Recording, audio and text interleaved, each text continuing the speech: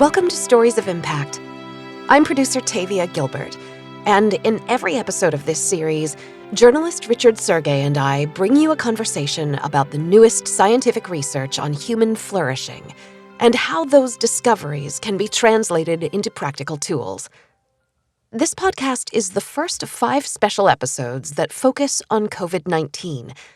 Today we are in conversation with Dr. Barbara Fredrickson, Director of the Positive Emotions and Psychophysiology Lab at the University of North Carolina at Chapel Hill. Richard speaks with Dr. Fredrickson today about why her work in positive psychology is more relevant than ever during the pandemic. And she offers tips on how to nurture our positive emotions and resilience amid the stress and anxiety we're all experiencing, as well as how to foster strong social connections post-COVID-19. My name is Barbara Fredrickson. I'm a professor at the University of North Carolina at Chapel Hill. I study positive emotions. I've studied them for most of my career, and so that spans a range from looking at how they affect people's thinking, their physiology, and now more and more their relationships and connections with other people. You're known for coining a term, positivity resonance. Why might that be so important during the COVID-19 pandemic?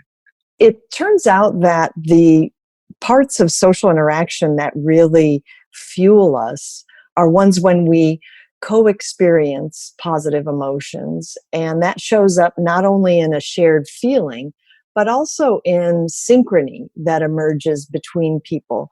Some of that synchrony you can see in terms of nonverbal synchrony, and other aspects of that synchrony you can't really see because it's occurring at the level of heart rate and other aspects of our biochemistry.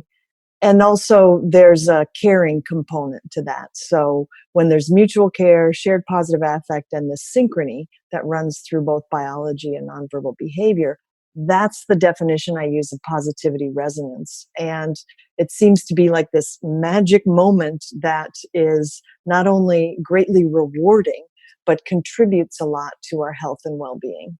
So at the moment, we're going through long periods of isolation, loss of loved ones, jobs, financial insecurity, stress of whatever this new normal is, almost a mental health crisis on a global scale, stress and anxiety.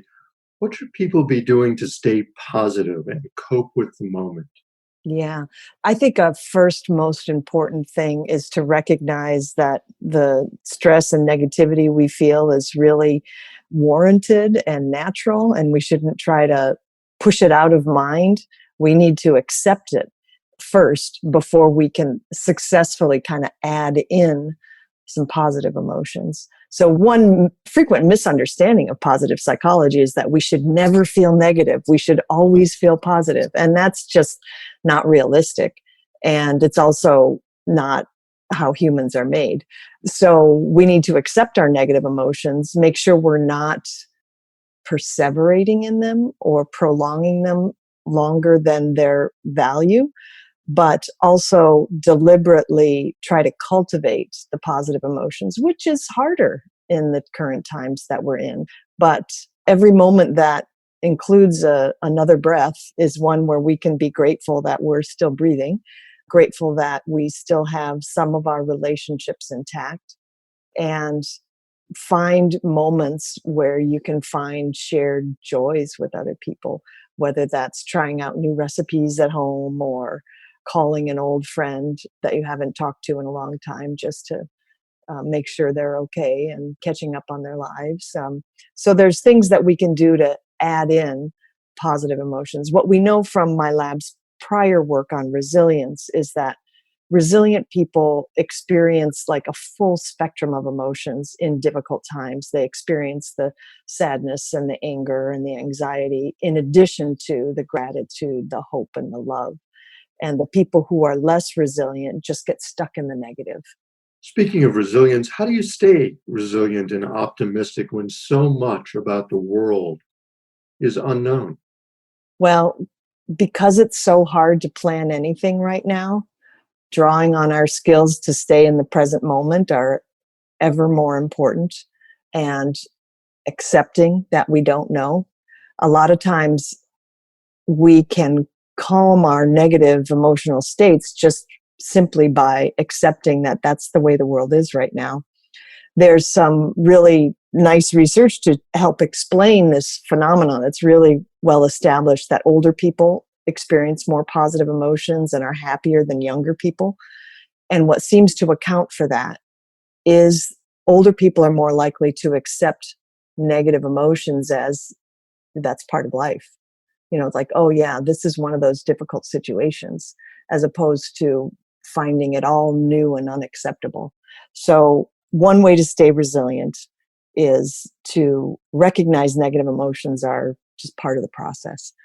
Another way is to find those ways to increase positive emotions, because there's this upward spiral dynamic between positive emotions and growing resilience. Resilience isn't just something some people have and some people don't.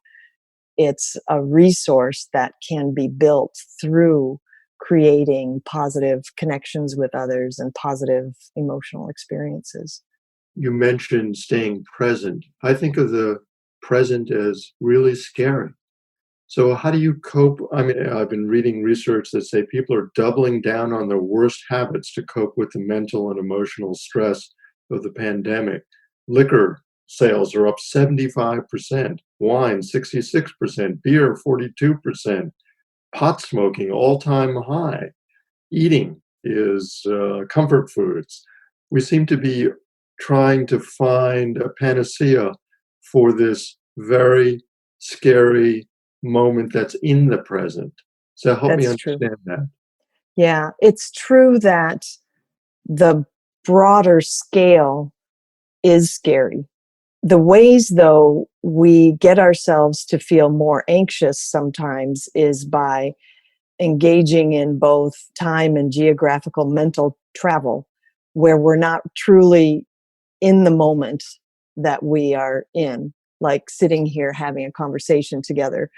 So we worry about what is happening in other communities, rightfully, because we're compassionate people. And we also think about what if this had been different? What will it be like in 2 months from now? And there's a time and a place for having those thoughts, but it's not all day long. Mhm. We can't continue with that sort of thinking about how all the tragedies of the world are unfolding, because we'll get to a compassion fatigue or compassion burnout, or a collapse of compassion is what it's called sometimes. And so we need to be able to balance that out with some self-care. And that self-care is distinct from this self-medication that you're describing in terms of, increasing alcohol and drug use and eating sugar and comfort foods. There's room for some of that, but not to the exclusion of maybe other things that we could do to take care of ourselves. Prioritize connecting with people in meaningful ways. Prioritize activities that will help bring a sense of peace or calm. Maybe that's more time in nature, or more time doing a favorite hobby or learning something new. I mean, those are things that reliably increase people's positive emotions. And sometimes we need to do the more effortful versions of ways to increase our positive emotions, and not the tried and true, let me have a drink, or let me have that, candy or sugar or whatever it is. So bringing awareness to what we're doing to regulate our emotions, I think, is really important. That's where this mindfulness, being in the moment, could be helpful. Just thinking, oh, I'm not feeling comfortable right now. What would be a healthy way to deal with that discomfort? So a prescription, and I'm curious how you deal with it personally, about managing anxiety and increasing positive emotions like gratitude and kindness, which I know your work centers around. What would you say to someone to help them get to that place in what has become almost a virtual world for us Right, at the moment? right. Well, one is to limit your intake of the news. I think once a day is plenty. Personally, I check in on headlines about once a day and try not to overdo it, because within a day, there's a lot of recycling of headlines and news stories.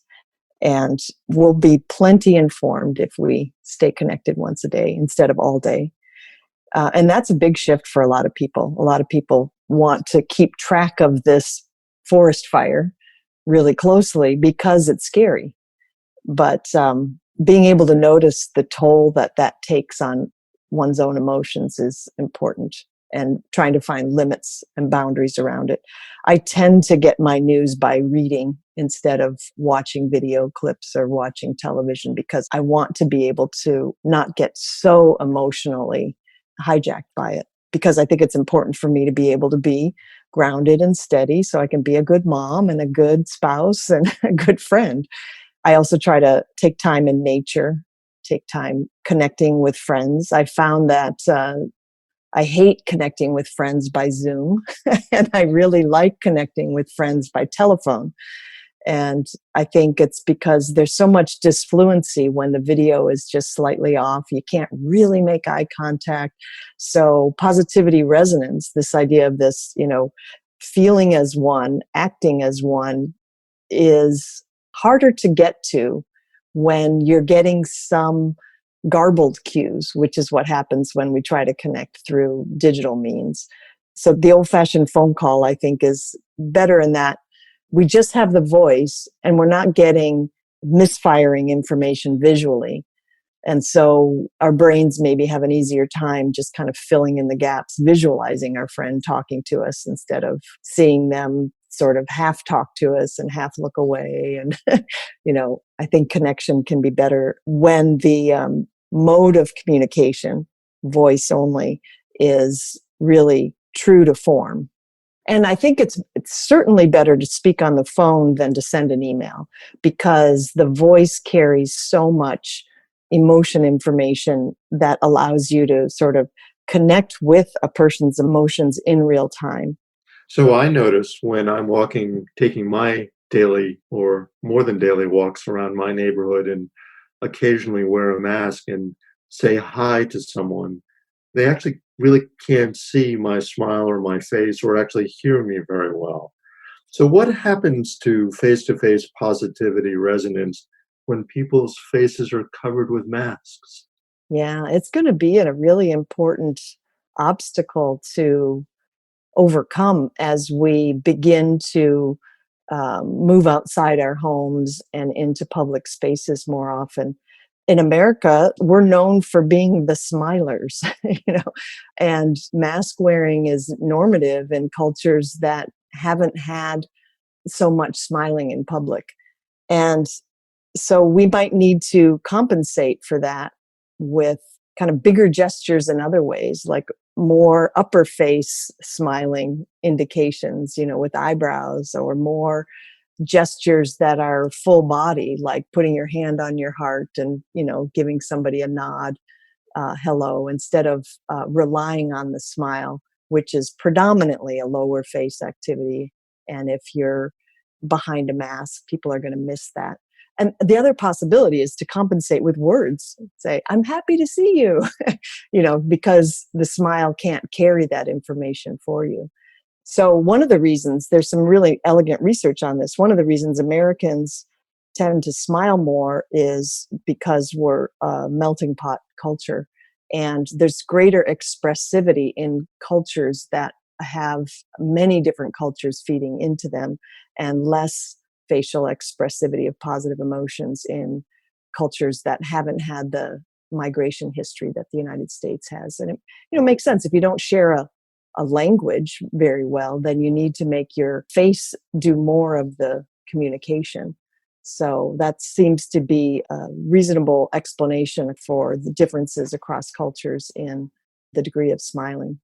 With social distancing, some social cues that we take for granted, like handshaking, hugging, are going to have to go away. How do we deal with that? Yeah, I think we're going to need to be creative, because just taking away the ways we express a welcoming attitude and kindness and just delight to be reunited with a friend or an acquaintance, or to meet somebody for the first time, we don't just want to subtract cues. I think it will be important to be deliberate about creating new signals that can convey warmth and delight. So, one that my sister shared with me that seemed to make a big difference was she was going to a in-person meeting before lockdown, but as people were starting to get concerned with hugs and handshakes, and they decided in that group to very deliberately look in each other's eyes, put their hand on their heart, and kind of greet each other with a nod. And she said she felt more welcomed that day than most days, maybe because it was new, but because it conveyed sort of a heartfelt warmth and a presence. So we might need to use our eye contact more. We might need to use other nonverbal gestures. Social integration is often associated with more robust immune responses, especially for fending off viruses. How might our immune system be affected by social distancing? It's kind of an irony that we're having to cut out one of the health behaviors. I think of positive social connection as a health behavior. We're needing to cut out a health behavior that actually fortifies our ability to fend off viruses. Now, that's a product of evolution that is, really smart design, in that when we are around a lot of people, our immune system gets ready to defend against viruses, because that's the primary microbial threat that we face when we're around a lot of people. So this is why finding other ways to feel socially integrated, even while we are physically more distant from one another, is important. Social distancing doesn't have to mean social isolation. So that's why the phone calls with loved ones and ways to continue to express positivity and delight to strangers and acquaintances when we start moving into public spaces more frequently will be important. What do you think happens if our interactions with strangers in public spaces or local Starbucks fail to rebound once restrictions are relaxed? What's that look like? Yeah, I think there's a possibility that they won't rebound as much because people will be concerned about, viral transmission. I think until we have a vaccine, there's going to be some concerns that just interacting with people at any level is dangerous, and so we should kind of hold back.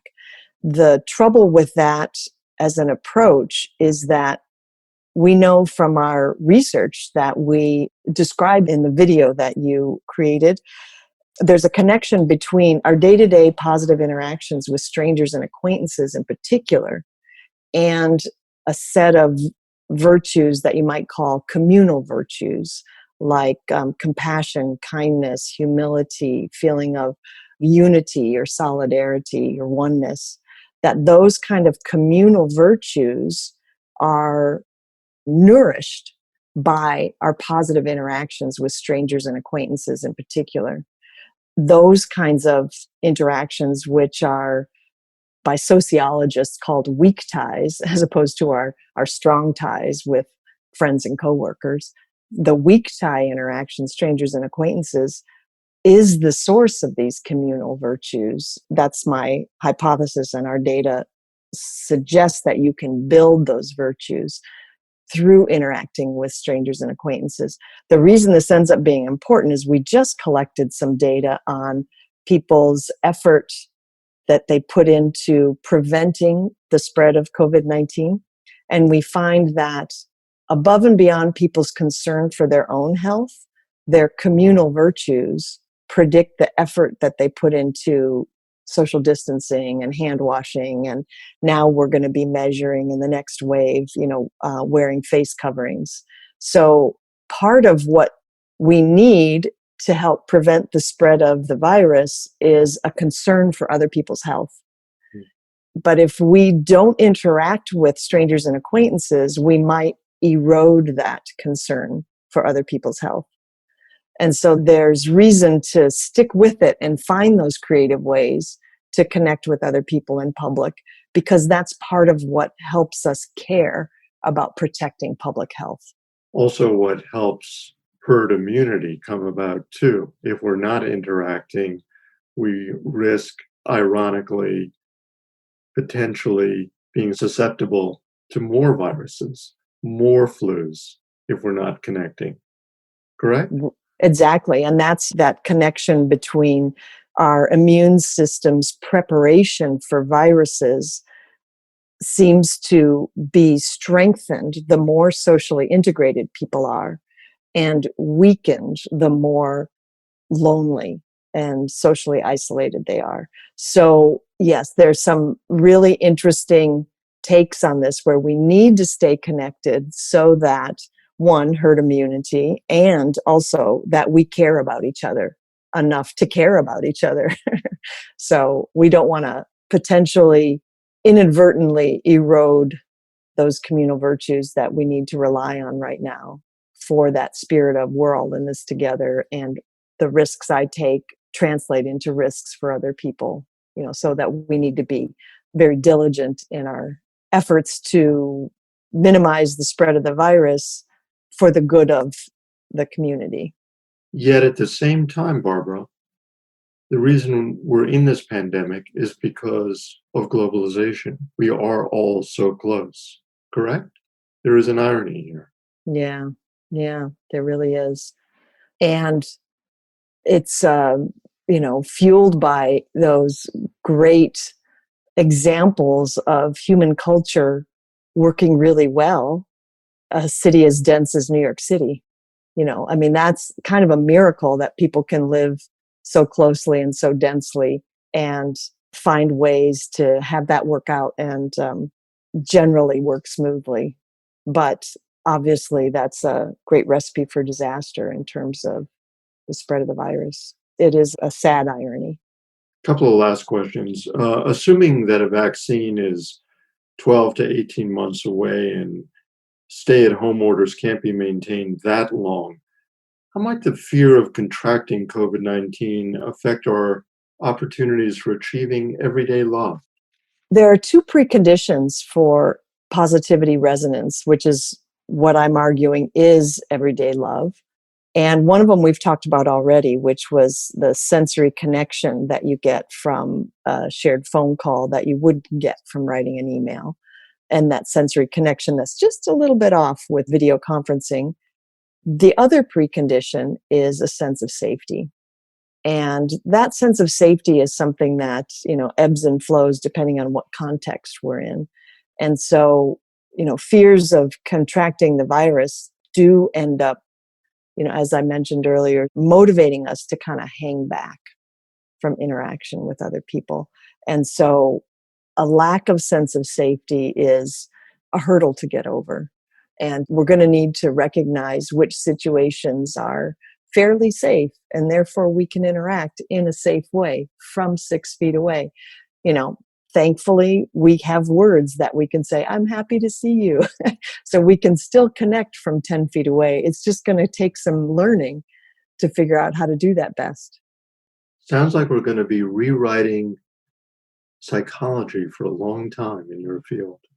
Yes, I'm really interested in this process of everybody needs to learn new norms for interaction. It's a big experiment. I'm actually hoping to get some grant funds to be able to track this process as people learn new ways to connect with one another.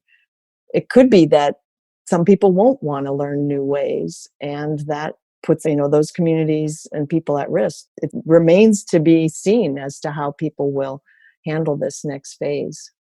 But it's been really encouraging to see how people have handled this initial phase. So I have confidence that people will creatively get this learning accomplished. Last question. So, as you peek into the next 6 months to a year, what does this new normal look like for you? I think that knowing that cultural differences in the expression of positive emotion arose for kind of structural reasons, that in the US, melting pot culture, people learned to smile bigger and more frequently in order to communicate friendliness and safety to one another. Knowing that history of how cultural differences in positive expressivity evolved gives me hope that in this new situation, we can figure out how to signal our warmth and the safety of I'm friendly, I'm not dangerous in other ways that will creatively work around it. Like I said, with bigger nonverbal gestures or with words, we might have to now count on the fact that we do know the same language and say, hey, I'm really happy to see you, in times when we would otherwise just rely on a warm smile. Are you an optimist? I am. Sometimes that gets me in trouble, but I'm always thinking that, we will get through this. And it's been scary times, but it's been remarkable to see how people have adapted.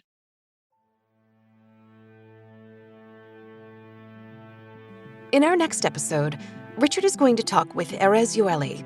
He's the director of the Applied Cooperation Team at MIT Sloan School of Management.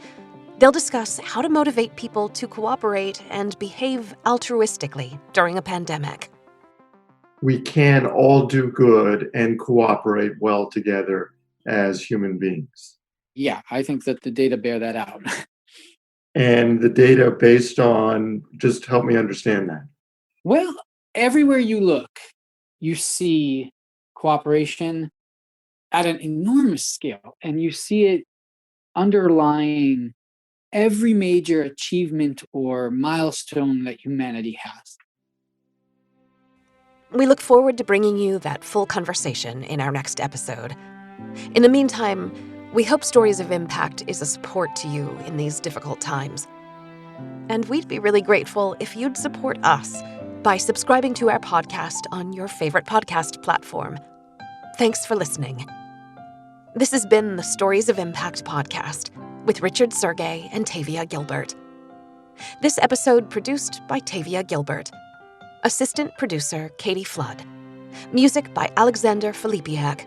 Mix and master by Kayla Elrod. The Stories of Impact podcast is supported by Templeton World Charity Foundation.